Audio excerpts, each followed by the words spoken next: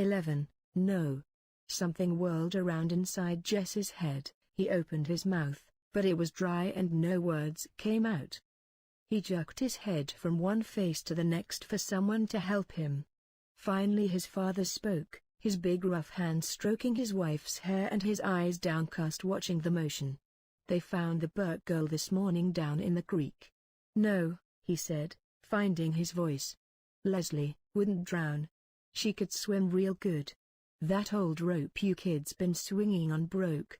His father went quietly and relentlessly on. "They think she must have hit her head on something when she fell." "No." He shook his head. "No." His father looked up. "I'm real sorry, boy." "No." Jess was yelling now. "I don't believe you. You're lying to me." He looked around again wildly for someone to agree, but they all had their heads down except Mabel, whose eyes were wide with terror. "But, Leslie, what if you die?" "No," he said straight at Mabel. "It's a lie. Leslie ain't dead." He turned around and ran out the door, letting the screen bang sharply against the house. He ran down the gravel to the main road and then started running west away from Washington and Millsburg and the old Perkins place.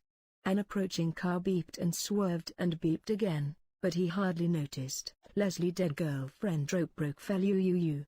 The words exploded in his head like corn against the sides of the popper. "God dead you, Leslie dead you." He ran until he was stumbling, but he kept on, afraid to stop. Knowing somehow that running was the only thing that could keep Leslie from being dead. It was up to him. He had to keep going. Behind him came the Terabithia of the pickup, but he couldn't turn around. He tried to run faster, but his father passed him and stopped the pickup just ahead, then jumped out and ran back. He picked Jess up in his arms as though he were a baby. For the first few seconds Les kicked and struggled against the strong arms. Then Jess gave himself over to the numbness that was buzzing to be let out from a corner of his brain.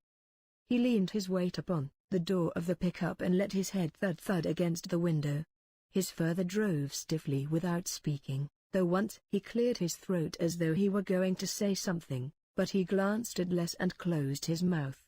When they pulled up at his house, his father sat quietly, and Jess could feel the man's uncertainty, so he opened the door and got out, and with the numbness flooding through him, went in and lay down on his bed. He was awake, jerked suddenly into consciousness in the black stillness of the house. He sat up, stiff and shivering, although he was fully dressed from his windbreaker down to his sneakers. He could hear the breathing of the little girls in the next bed, strangely loud and uneven in the quiet. Some dream must have awakened him, but he could not remember it. He could only remember the mood of dread it had brought with it. Through the curtainless window he could see the lopsided moon with hundreds of stars dancing in bright attendance. It came into his mind that someone had told him that Leslie was dead. But he knew now that that had been part of the dreadful dream. Leslie could not die any more than he himself could die. But the words turned over uneasily in his mind like leaves stirred up by a cold wind. If he got up now and went down to the old Perkins place and knocked on the door, Leslie would come to open it, P.T. jumping at her heels like a star around the moon. It was a beautiful night. Perhaps they could run over the hill and across the fields to the stream and swing themselves into Terabithia. They had never been there in the dark. But there was enough moon for them to find their way into the castle, and he could tell her about his day in Washington.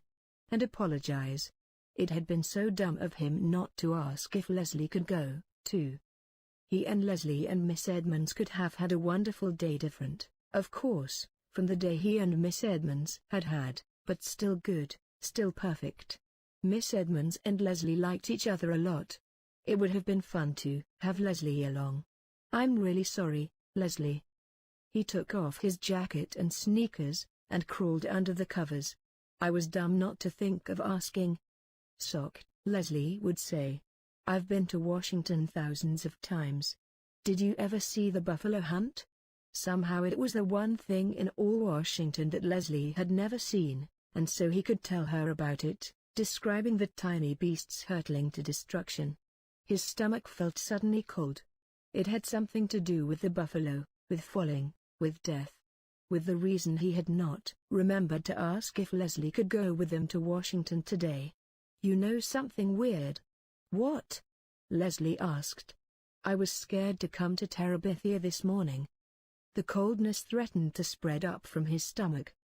He turned over and lay on it. Perhaps it would be better not to think about Leslie right now. He would go to see her the first thing in the morning and explain everything. He could explain it better in the daytime when he had shaken off the effects of his unremembered nightmare. He put his mind to remembering the day in Washington, working on details of pictures and statues, dredging out the sound of Miss Edmonds' voice, recalling his own exact words and her exact answers. Occasionally into the corner of his mind's vision would come a sensation of falling, but he pushed it away with the view of another picture or the sound of another conversation. Tomorrow he must share it all with Leslie. The next thing he was aware of was the sun streaming through the window. The little girl's bed was only rumpled covers, and there was movement and quiet talking from the kitchen. Lord! Poor Miss Bessie. He'd forgotten all about her last night, and now it must be late. He felt for his sneakers and shoved his feet over the heels without tying the laces. His mother looked up quickly from the stove at the sound of him.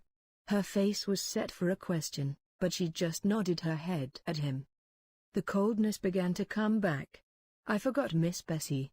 Your daddy's milking her. I forgot last night, too." She kept nodding her head. "Your daddy did it for you. But it wasn't an accusation. You feel like some breakfast?" Maybe that was why his stomach felt so odd. He hadn't had anything to eat since the ice cream Miss Edmonds has bought them at Millsburg on the way home. Brenda and Ellie stared up at him from the table. The little girls turned from their cartoon show at the TV to look at him and then turned quickly back. He sat down on the bench. His mother put a plate full of pancakes in front of him. He couldn't remember the last time she had made pancakes. He doused them with syrup and began to eat. They tasted marvelous. "You don't even care, do you?" Brenda was watching him from across the table. He looked at her puzzled, his mouth full. "If Jimmy Dix died, I wouldn't be able to eat a bite." The coldness curled up inside of him and flopped over. "Will you shut your mouth, Brenda Arons?" His mother sprang forward. The pancake turner held threateningly high.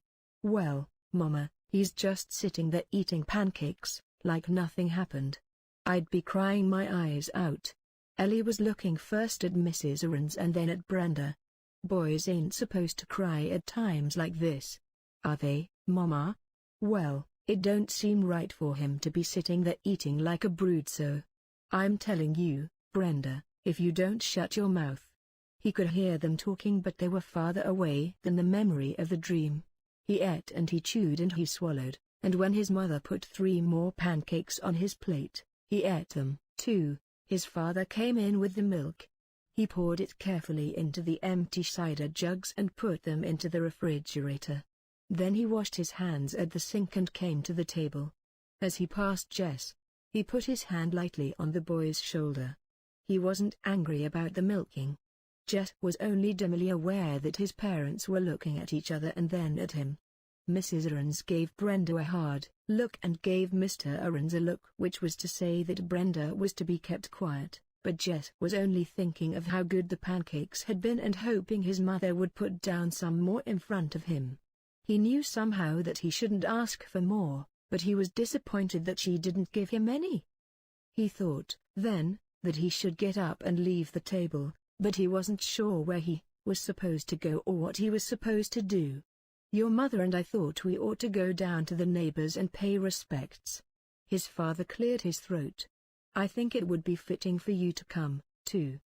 He stopped again. "Seeing's you was the one that really knowed the little girl." Jess tried to understand what his father was saying to him, but he felt stupid. "What little girl?" He mumbled it, knowing it was the wrong thing to ask. Ellie and Brenda both gasped. His father leaned down the table and put his big hand on top of Jess's hand. He gave his wife a quick, troubled look. But she just stood there, her eyes full of pain, saying nothing, Your friend Leslie is dead, Jesse. You need to understand that. Jess slid his hand out from under his father's. He got up from the table. I know it ain't a easy thing. Jess could hear his father speaking as he went into the bedroom. He came back out with his windbreaker on. You ready to go now? His father got up quickly. His mother took off her apron and patted her hair. Maybelle jumped up from the rug.